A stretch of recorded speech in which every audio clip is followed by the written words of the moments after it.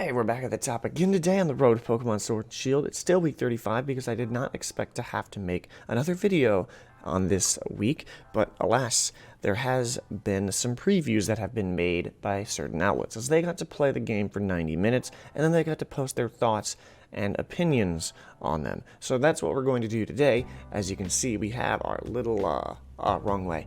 We have it right here. There it is. As we are going to start with Poke Jungle because they definitely cover a little bit, and then we're going to dive in to the main stories. There's two other tabs, of course, so let's hop into that right now. So the previews for Pokemon Sword and Shield have started to appear online and bring a few new details about the games. Press have recently gotten hands-on session with Pokemon Sword and Shield and played roughly the first hour and a half of the games. Overall, the preview seems very positive, with most agreeing Pokemon Sword and Shield are a step toward the future of the Pokemon series. So we've embedded a few video previews to show everyone just to watch. Please feel free to share any more you need to watch in the comments. Just a few tidbits of information discovered so far. So, the new locations confirmed. Slumbering Weld, don't know where that is. Wedgehurst is the starting town, the one that looks like all the farmland. And then, of course, we have Motostoke as one of Galar's major cities. In the wild area, Pokemon can glow a faint yellow, indicating they have one or more IVs at max value or have egg moves. PC can be freely accessed on the wild area, so that makes a little bit more sense. And watts are a currency used in the wild area that can be exchanged for camping gear, items, and curry ingredients. I still don't get the idea behind camping, like what it's for, but I don't know. It appears Milo may not be the first gym leader in Galar, and nicknames can be changed and moves deleted in Pokemon centers. Now we don't need to fly to a certain location anymore. We can just go to the nearest Pokemon Center. Why couldn't it have been that easy before? Then, of course, you have these three, but only the IGN one is the one that's like 3 minutes. These two are well above 10 minutes, and I'm not going to bother with that. So does that show... Oh, wait, hang on. Ooh, this is a lot. This is a lot. We're going to start with IGN, though. Leon, the champion of the Galar region, stands before a cheering crowd, and a Charizard appears in its Gen 1 glory before panning up to the title screen. Pokemon Sword and Shield have a grand opening and with enough excitement and electricity to make me want to cheer too. After all, this is the first mainline game title to ever appear on a console. Expectations are high, and its unique introduction sets the stage for what's to come. Of course, you're no champion yet. Cut to the lavish garden outside your quaint house, and it's clear you have a long way to go before anyone's cheering your name. I played the first 90 minutes of Pokemon Shield. Even though my adventure was barely beginning, I already felt like it had an interesting number of ways to spend my time, and each option was as enticing as the last. From challenging and rewarding max raid battles to new ways to train and bond with my Pokemon. Pokemon Sword and Shield are set up to be the most ambitious game in the series. So Wooloo takes center stage after. So basically, Wooloo seems to be like a pseudo. I don't know how to describe it. Pseudo mascot. Early on, there's like Wooloo everywhere, so that's what that explains. Extra cinematics add meaning to key battles. While battles with youngsters and random trainers still have a typical gameplay loop, i.e. talk, battle, win, or lose. With a comment tossed in at the end, battles make more notable opponents that have an extra layer of story to them. I like that. I really do like that. Shop till you drop. I can't overstate how excited I am for the character customization options for the game. I believe that it's actually way more in-depth than in previous games, like especially Sun and Moon. Actually, please be better than Sun and Moon. I hated how you could only get certain colors in one game. That was the dumbest thing I've ever heard of. I wanted to wear green clothes. I couldn't wear green clothes because I was playing Pokemon Sun and Ultra Sun. It's like, come on. Jeez. So not so random encounters with plenty of surprises. Random classic encounters we've seen in mainline Pokemon games can get quite unchanged in Sword and Shield.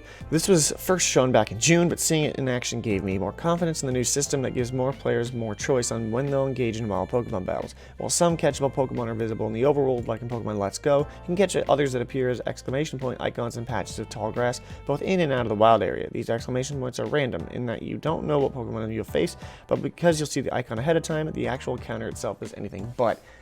Thank you. Nothing was more annoying. Honestly, nothing was more annoying, especially in Generation 5. This is one of the most pain in the neck things about Generation 5. You step in one wild grass, wild battle. 2 steps later, wild battle. That's so annoying. Catch him if you can. Pokemon Sword and Shield maintains the ethos and identity it had for years, treating the player like it's the first time they played a Pokemon game, which may be much to the dismay of many longtime fans. Darn it.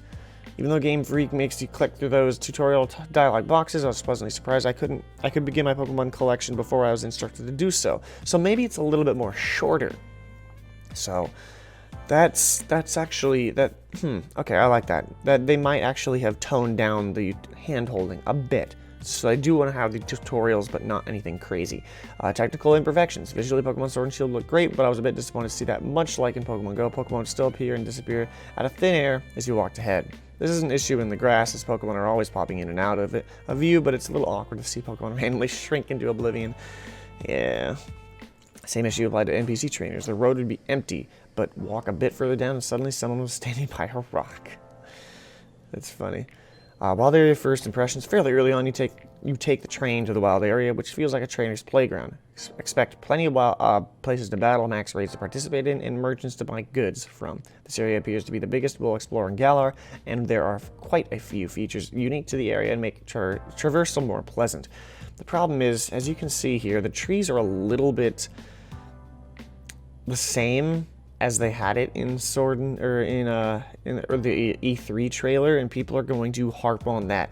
Myself, I'm just disappointed, but that's not going to stop me from getting the game. I want to let you know that. It's just that you'd think that they would update the textures because it wasn't the final version of the game, but that's going to be saved for a video that I make at the end of the month, the resolution to the whole issue.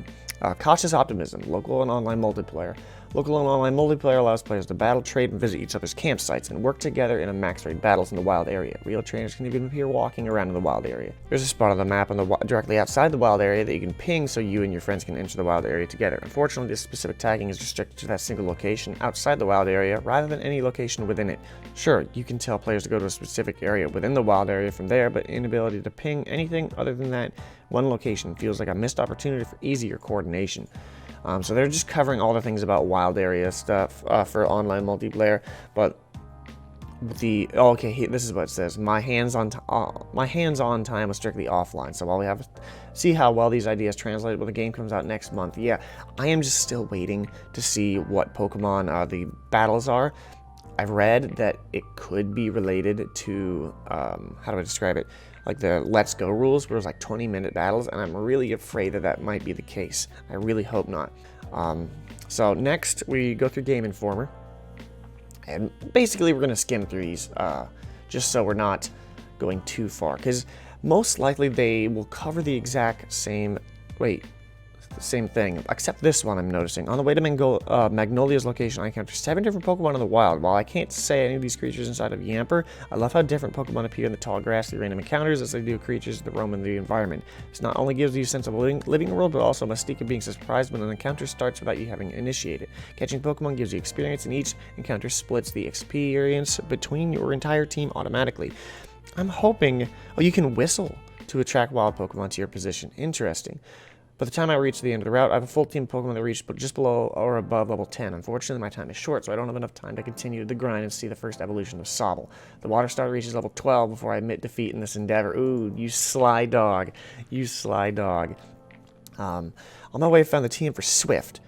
TM and swords are multi-use, obviously, so I don't have to worry about painstakingly deciding which creature to use it on. Before I make it to Motostoke, I think it's that. Yeah, it's this town. I must venture to the wild area. The wild area feels very large in the very beginning. In this part of Galar, the camera swings behind my character and I can rotate it 360 degrees. This is super impactful. Finally, I arrive in Motostoke, a relatively giant town that puts Wedgehurst to shame. I have just enough time to tour around the streets, get a glimpse into the clothing boutique, and see the outside of the gym before my time with the game ends. After spending an hour and a half in Galar, I'm even more excited to see what lies beyond Motostoke in the wild area. Thankfully, we don't have to wait long, as Pokemon Sword and Shield launched on November 15th, which is under a month, so that's pretty exciting. Let's see what The Verge says, though. That's a pit of. What the heck? Wait, what? You also have a chance to run into the powerful Pokemon of ancient legends, setting up a fateful meaning far down the line of the narrative. It feels like a proper opening to an adventure RPG that just so happens to involve tiny emotive creatures you capture, train, and battle. In the course of my 90 minutes with the opening sequences of S.H.I.E.L.D. earlier this month on a dock switch at Nintendo's Bay Area office, I was surprised at how often it felt like I was playing not a Pokemon game, but something more like a Dragon Quest or Final Fantasy. That's quite a way to describe that, honestly. Sword and Shield fans feel like a bold step forward for Pokemon, even if it doesn't appease longtime fans. It might. I think they're referencing the fact that maybe losing Pokemon's not a good thing, you know. Much like Sun and Moon's Alola region, Galar is a distinct destination with its own unique look and feel that really shines through the early moments, and Game Freak is very obviously going for a more UK feel here, with the gym leaders and the towns they reside in, reminiscent to the culture around Premier League soccer clubs, and the environment aligns with that theme too. There's rolling green hills and small towns that bleed into larger, hyper-industrial cities, stuff with Victorian architectural. The game's most meaningful changes come through the open world sections, aka the wild area, which I'm excited to see.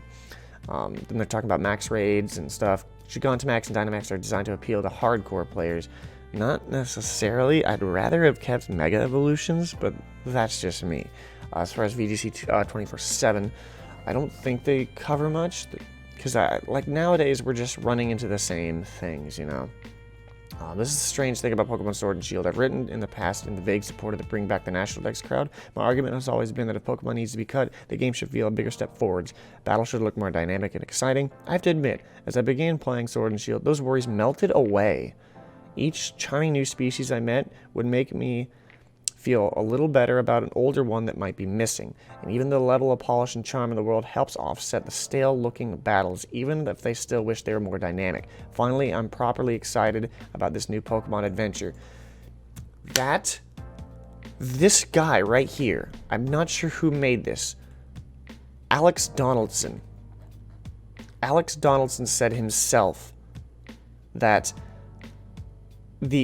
he was on that train of Bring Back the National Dex, because he says, my argument has always been that if Pokemon needs to be cut, the game should feel a bigger step forwards, and battles should look more dynamic and exciting. So he was on the fence like I am about this whole issue.